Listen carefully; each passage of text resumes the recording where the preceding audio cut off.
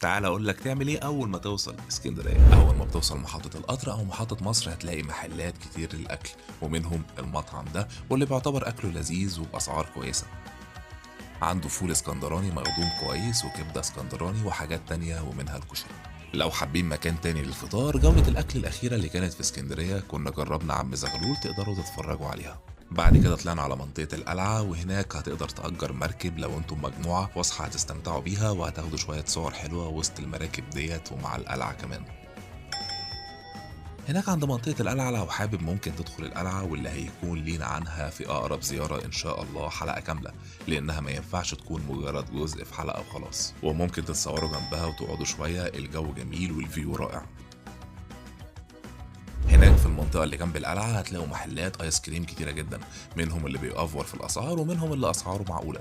جربنا الصعيدي لأول مرة والطعم طلع كويس، بالذات مع